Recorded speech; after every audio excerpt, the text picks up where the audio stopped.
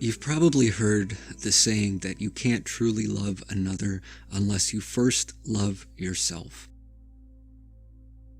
And while I believe that to be true for the most part, I think it might be more accurate to say that we can only love another to the degree with which we love ourselves.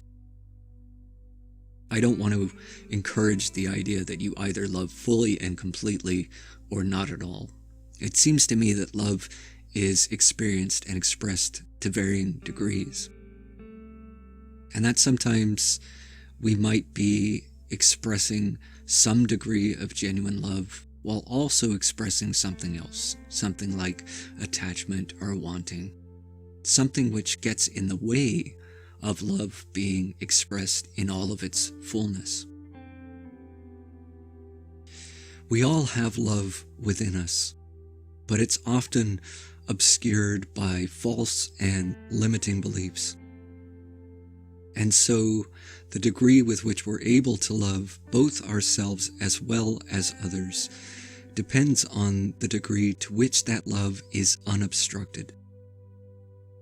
And the beliefs which obscure that love are often beliefs about love, such as the belief that the love we have is insufficient or limited, or that we have no love at all. And it's that kind of belief which drives us to go in search of it outside of ourselves. To the degree that we feel that love is lacking in ourselves, we're always seeking it from others. And whenever we're seeking love, we're not living from a place of love, but rather from that feeling of lack. And as a result, we aren't very loving in those moments, nor do we feel that we are loved. Another common belief which interferes with love is the belief that we aren't worthy of it. When we believe this, even if others do love us, even if that love is genuine, we find it very difficult to accept. It doesn't reflect the way that we feel about ourselves, and so we diminish it or we outright reject it. This is why some of us tend to find ourselves in the repeated pattern of unhealthy relationships. Why we always seem to wind up with someone who doesn't genuinely love and respect us. We might think it's just bad luck, or we might think that we're somehow only attracting toxic partners, but it's a little bit more complicated than that. Now, there is something to be said about the way our thoughts and feelings are unconsciously communicated through our body language and behavior. So if we feel very insecure about ourselves, others can pick up on that. And it may be that there are some who are attracted to that, while others may find it unattractive, which is another way of saying perhaps some people who tend to be manipulative, exploitative, abusive, and so on the lookout for people who are insecure. But it's also quite possible that these sorts of people just aren't as picky as we imagine. It may be that they show an interest in many different people, and they may be turned away by many of those people, especially those who are more secure in themselves. And so the question isn't, why do they keep showing up, but rather, why do you keep letting them stay? Is it that you just feel so desperate not to be alone that you'll take whatever comes along? That might have something to do with it. But that wouldn't explain why every partner you have is toxic. Surely there would be some who aren't. But what happens when you meet someone who genuinely cares for you, who treats you with genuine love and respect? You might feel like you don't deserve it. Whether you're conscious of this or not, you might turn that person away, or you might sabotage the relationship. Something about it just doesn't feel right, because it doesn't reflect the way that you feel about yourself. You would rather be with someone who reflects the kind of negative beliefs that you have about yourself. You would rather be with someone who doesn't respect you because you don't respect yourself. You don't believe that you're worthy of it. And so you choose a partner who treats you according to what you feel you are worthy of.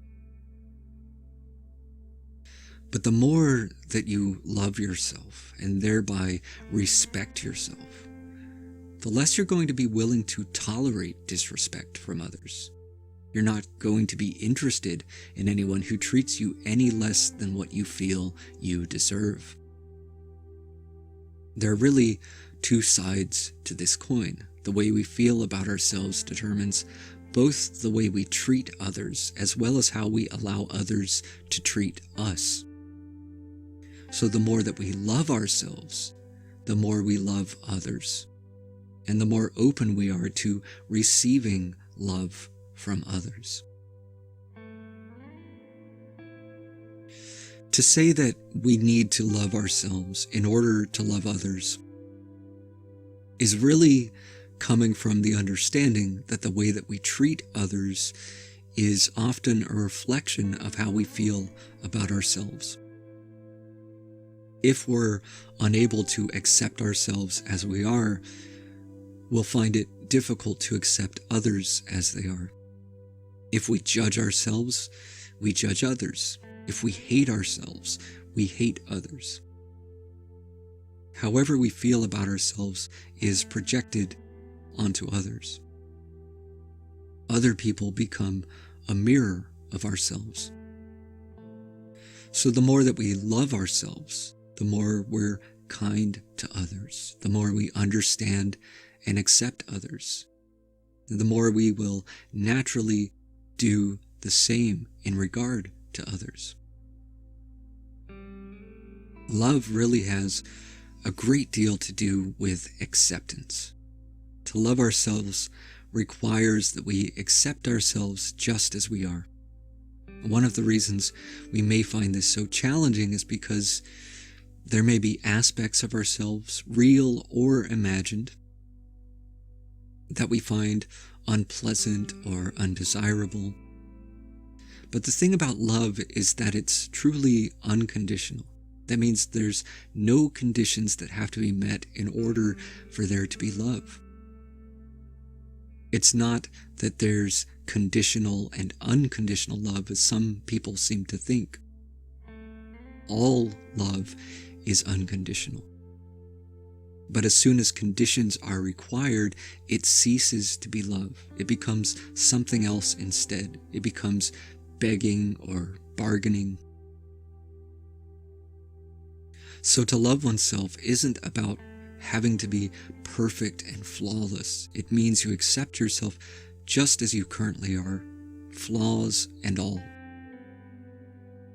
The problem that many of us have is that we tend to see our flaws as indications of our worth, or rather the lack thereof. And when someone mentions the idea of loving ourselves, we think of all the reasons why we aren't worthy of that love. Those are the false and limiting beliefs that I was talking about. As I said before, we all have love within us, but it gets obscured or covered over by these kinds of beliefs. And so it may be that the way to access that love is by removing those beliefs one by one. And how you might go about doing that is through examining them and questioning their validity. Perhaps also coming to understand how it was that we came to hold these beliefs in the first place. For example, and this is quite common, we may have come to believe that we're unworthy of love because someone didn't do a very good job of loving us when we were children. In fact, they may have even treated us very poorly. And as a child, the assumption we make is that we must not be worthy of being loved. But it could be that this person was simply incapable of loving you, perhaps because they didn't love themselves. Which is to say that the way they treated you may have had more to do with them and their own unhealed wounds. Maybe it had nothing at all to do with you, or whether or not you're worthy of being loved. Maybe your worthiness had nothing to do with it.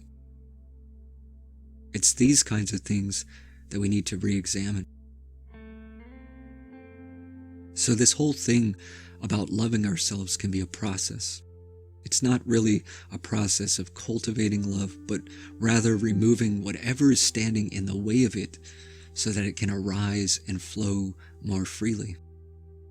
That means dismantling the false beliefs, changing the way that we speak to ourselves, rewriting the stories that we tell ourselves, healing our emotional wounds. As we begin to remove these blockages,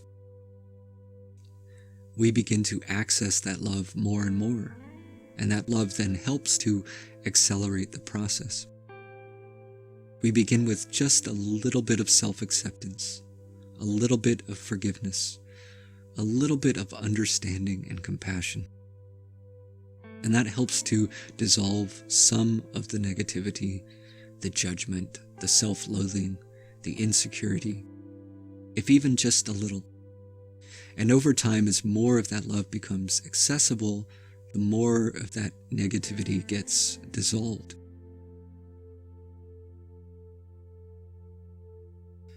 What I find helpful is just to be aware of those moments when I'm not being loving to myself, especially when I'm judging and criticizing, and to ease up just a little, to step back a little, and to see if I can be a bit more kind and understanding, a bit more forgiving. I remind myself that none of us are perfect. We all have our flaws. We all make mistakes now and then. And it's often in moments like these that we need our love the most, because that's when we usually judge ourselves most harshly. And if I happen to catch myself being unkind to others, if I'm being unloving to someone, inconsiderate, that's an indication that I'm not in alignment with love, that I'm out of touch with my essential nature. And how do I get back in touch with that? By loving myself, by being kinder to myself. Because the way we treat others is a reflection of how we feel about ourselves. So if we find that we're not being very kind to others, that's an indication that we're not coming from a place of love, and that we need to love ourselves a little bit more. Because if you love yourself, if you're kind to yourself, naturally that will reflect in your behavior toward others. Naturally, you'll be much kinder to others. And that love which is in you is naturally going to flow out of you. So this whole thing becomes less about trying to get love and more about being love and just allowing that energy to move through you. More and more, we come to recognize that love which is already there in us, to allow ourselves to be consumed in that love. And then naturally it transforms us. Very naturally it begins to influence the way we live and the way that we engage with life. But we just have to keep coming back to that and dissolving the blockages.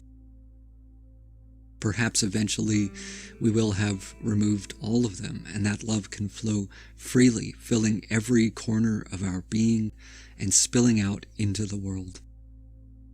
But until then, just keep coming back again and again to drink from that well within you.